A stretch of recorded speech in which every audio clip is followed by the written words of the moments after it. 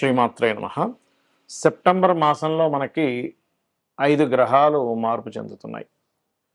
అందులో చంద్రుడు ప్రతి 2.5 రోజులకు మారడం సహజమైతే, కుజుడు 19వ తేదీకి మిథునంలో ఉండే కుజుడు కర్కాటకంలోకి, అంటే మీ మీ యొక్క మేషం నుంచి 3వ స్థానంలో ఉండే కుజుడు 4లోకి, శుక్రుడు నీచ స్థానంలో 6వ భావంలో ఉండేటువంటి శుక్రుడు 3వ తేదీ నుంచి సప్తమంలోకి, బుధుడు 7వ తేదీ నుంచి కన్యారాశిలోకి మరియు 26వ తేదీకి తులలోకి మారుతున్నాడు.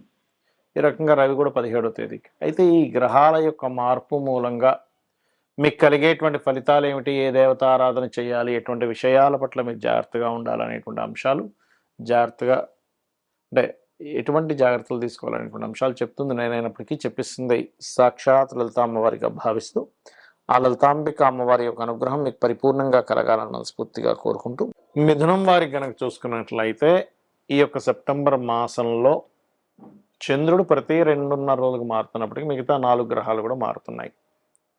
అయితే ఈ గ్రహాల మార్పు మూలంగా మీకు కలిగే ఫలితాలు ఏమిటి, డేట్స్ వైజ్గా ఏ దేవతారాధన చేసుకోవాలి, ఎటువంటి విషయాల పట్ల మీరు జాగ్రత్త వహించాలి అనేటువంటి అంశాలు చెప్తుంది నేనైనప్పటికీ చెప్పిస్తుంది సాక్షాత్ లలితామ్మవారిగా భావిస్తూ, ఆ లలితాంబిక అమ్మవారి యొక్క అనుగ్రహం మీకు పరిపూర్ణంగా కలగాలని మనస్ఫూర్తిగా కోరుకుంటూ, ఇక్కడ గమనించుకున్నట్లయితే కుజుడు ఎప్పుడైతే మీకు రాశిలో ఉన్నాడో మిథునం వారికి కొంచెం ఈ బాడీ పెయిన్స్ అనుకోండి, స్ట్రెస్ అనేటువంటిది ఉంటుంది. కానీ హనుమాన్ చాలీసా, ఆంజనేయ స్వామి ఆరాధన, సుబ్రహ్మణ్యేశ్వర స్వామి యొక్క ఆరాధన చేసుకునేటువంటి వారికి ఇబ్బంది ఉండదు, గుర్తుపెట్టుకోండి. అదేవిధంగా 2లో గురువు ఉన్నందుకు ఫైనాన్షియల్ గ్రోత్ అనేటువంటిది ఖచ్చితంగా పెరుగుతుంది, ఎందుకంటే కంబస్ట్ నుంచి బయటకు వచ్చేసాడు. అదేవిధంగా 3లో ఉండేటువంటి రవి కేతువుల మూలంగా కొంత ఇగో క్లాషెస్ వస్తాయి, అది కొంచెం చూసుకోవాలి. 4లో బుధుడు ఉన్నందుకు 19వ తేదీ వరకు, ఎందుకంటే బుధుడు 4వ స్థానంలోకి 7వ తేదీ నుంచి మారిపోతున్నాడు.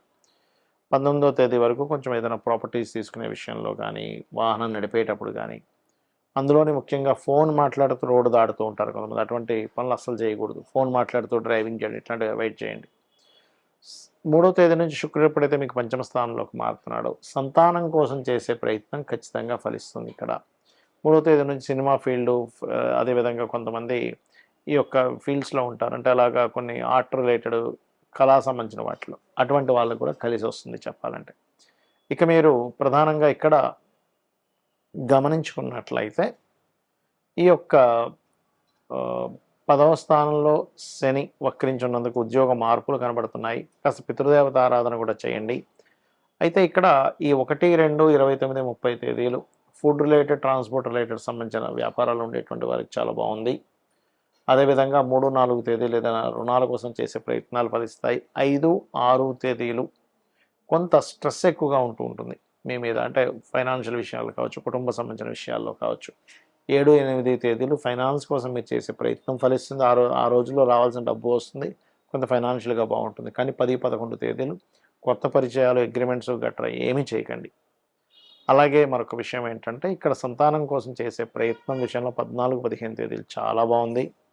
కాకపోతే మీరు అప్పులు ఇవ్వడం, ఫైనాన్షియల్ మ్యాటర్స్ విషయంలో మీరు ఎట్టి పరిస్థితుల్లో కూడా 16, 17 తేదీలు ఎటువంటి నిర్ణయాలు తీసుకోకండి. 16, 17 తేదీలు అప్పులు ఇవ్వడం, తీసుకోవడం మాత్రం అస్సలు ఎట్టి పరిస్థితుల్లో చేయకండి. కాస్త 24, 25 తేదీలు లాంగ్ జర్నీస్ వెళ్ళేటప్పుడు విషయంలో జాగ్రత్తగా ఉండాలి. 26, 27, 28 తేదీల్లో మీకు కొంచెం అప్పు లభిస్తుంది, ఉద్యోగ అవకాశాలు కూడా వస్తాయి చెప్పాలంటే. చాలామందికి లైఫ్లో అసలు ఎందుకు సడన్ డౌన్ఫాల్ అవుతుంది, ఎందుకు సడన్గా మళ్ళీ వాళ్ళు గ్రో అవుతున్నారు అని చెప్పి అర్థం కాదు. జ్యోతిష శాస్త్రంలో దీని గురించి చాలా స్పష్టంగా ఉంది.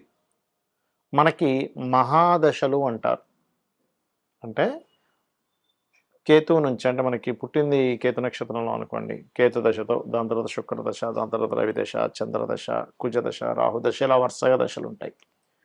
మీరు పుట్టిన లగ్నం, మీరు ఏ లగ్నం అయితే జన్మించినప్పుడు ఉందో ఆ లగ్నం నుంచి నడుస్తున్న మహాదశలు మంచి కాంబినేషన్లో ఉంటే ఆ దశ రాగానే మీకు దశ తిరిగింది అంటారు. అందుకే అలా కాకుండా ఆ కాంబినేషన్ సరిగ్గా లేనప్పుడు ఆ దశలో చాలా ఇబ్బందులు ఎదుర్కొంటాడు.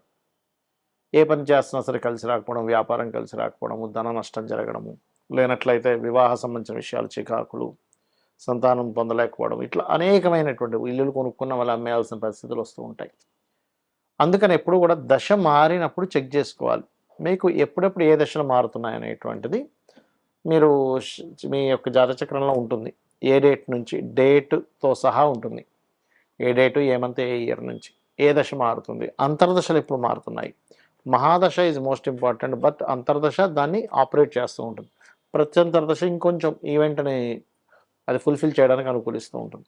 అయితే ఇక్కడ మీరు అర్థం చేసుకోవాల్సిన విషయం ఏంటంటే, ఒకటి దశ అంతర్దశ అయితే, రెండవది గోచారము. అంటే గోచారంలో గ్రహాలు మారుతున్నప్పుడు అది ప్రకృతి లాంటిది. అంటే మనకు చూడండి, చలికాలం చలేస్తుంది, ఎండాకాలం ఎండగా ఉంటుంది, వర్షాకాలం వర్షాలు వస్తాయి. లేదా మార్కెట్ బాగాలేదు అన్నప్పుడు మనం కోణం మార్కెట్ బాగుందంటే కూడా, అంటే బయట ఉండే ప్రకృతి, బయట ఉండే మార్కెట్ ఎలాగో గోచారం అలా. సో గోచారాన్ని మరియు మీకు నడుస్తున్న మహాదశ అంతర్దశలు చాలా ముఖ్యం. ఇవొకెత్తు అయితే, ఇంకా వాస్తు, మీరు నివసిస్తున్నటువంటి ఇల్లు కనుక వాస్తుపరంగా 100% బాగుంది అంటే, మనం 100% ఇవాళ రేపు ఉండేటువంటి సిటీ కల్చర్లో ఇవ్వలేం, కానీ కనీసం 90% 80% అయినా బాగుంటే మీకు అది చాలా చాలా మటుకు మీకు సేవ్ చేస్తుంది. అయితే ఈ యొక్క ఇంటిని ఎంపిక చేసుకునేటప్పుడు తీసుకోవాల్సిన స్టెప్ బై స్టెప్గా మనం తీసుకోవాల్సిన జాగ్రత్తలు ఏమిటి? మొట్టమొదటిగా మీరు మీ పేరులో ఉండే మొదటక్షరాన్ని బట్టి మీకు ఏ డైరెక్షన్ పనికి వస్తుందో చూసుకోవాలి. అంటే ఆ నుంచి అమ్మహా లోపల మీ పేరు ఉందంటే ఆది, లేకపోతే ఈశ్వరు, ఇట్లా ఆ నుంచి అమ్మహా లోపల మొదటక్షరం మీ పేరు ఉంటే కనుక తూర్పు, దక్షిణం, ఉత్తరం, వాయువ్యం పనిచేస్తుంది. పడమర, ఈశాన్యం పనిచేయవు.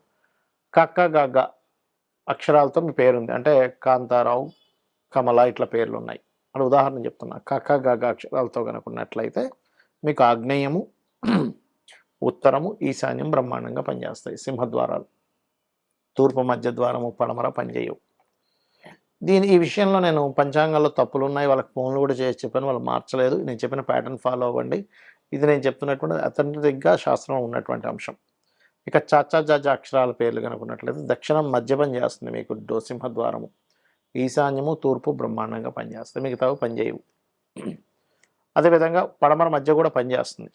ఇక టట్టా డాడానా అక్షరాలతో పేర్లు ఉన్నాయి మీకు ఉదాహరణకి. అప్పుడు మీకు బాగా కలిసి వచ్చేది వాయువ్యము, తూర్పు, ఆగ్నేయం బ్రహ్మాండంగా పనిచేస్తుంది, గుర్తుపెట్టుకోండి. ఇక తత్త దన్న అంటే నరేషు, నా పేరు నానాజీ పట్టానికి నేను, నా పేరు ఉన్నప్పుడు పడమర మధ్య ద్వారము, ఉత్తర మధ్య ద్వారము, ఆగ్నేయము, దక్షిణం బ్రహ్మాండంగా పనిచేస్తుంది. అదేవిధంగా ఉదాహరణకి పప్ప బాబమ్మ అక్షరాలతో మీ పేరు ఉందనుకోండి, అప్పుడు ఈశాన్యము, వాయువ్యము, దక్షిణ మధ్య ద్వారాలు బ్రహ్మాండంగా పనిచేస్తాయి. అదేవిధంగా యారాలావా అక్షరాలతో అంటే యమున, రమేషు, లహరి, లేకపోతే లావణ్య, లోకేష్ ఇలా పేర్లు ఉంటాయి. అంటే ఈ పేర్లు అనే కదా ఆ అక్షరాలతో ఉన్నప్పుడు ఉత్తరం మధ్య ద్వారము, తూర్పు మధ్య ద్వారము, పడమర మధ్య ద్వారం బ్రహ్మాండంగా పనిచేస్తుంది.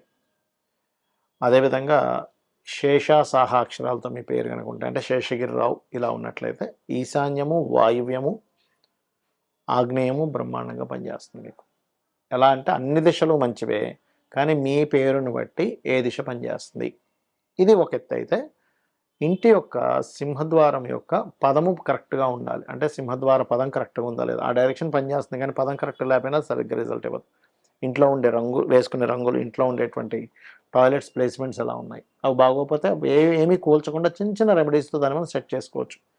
ఇలా కనుక మీరు ఎంచుకున్నట్లయితే ఖచ్చితంగా 100% మీరున్న ఇల్లు కూడా మిమ్మల్ని కాపాడుతుంది. ఎందుకంటే గ్రహాలు ఎలా అయితే 9 గ్రహాలు, 27 నక్షత్రాలు, 12 లగ్నాలు, మహాదశలు, అంతర్దశలు ఎలా ఉంటాయో ఇంటికి కూడా 45 మంది దేవతా అసురులు, నవగ్రహాలు, అష్టదిక్పాలకులు, వాస్తు పురుషుడు, పంచభూతాలు ఇవన్నీ కూడా కనెక్ట్ అయి ఉంటాయి. కాబట్టి ఈ రకంగా చేసుకోండి. ఇంటి ఎంపిక విషయంలో ఖచ్చితంగా మీకు లైఫ్ అనేటువంటిది ఆనందదాయకంగా ఉంటుంది. వాస్తు కానీ, జ్యోతిష్ శాస్త్రం కానీ మనల్ని భయపడ్డానికో కాదు, మన యొక్క జీవితాన్ని ఆనందదాయకంగా చేసుకోవడానికి. శ్రీమాత్రే నమః.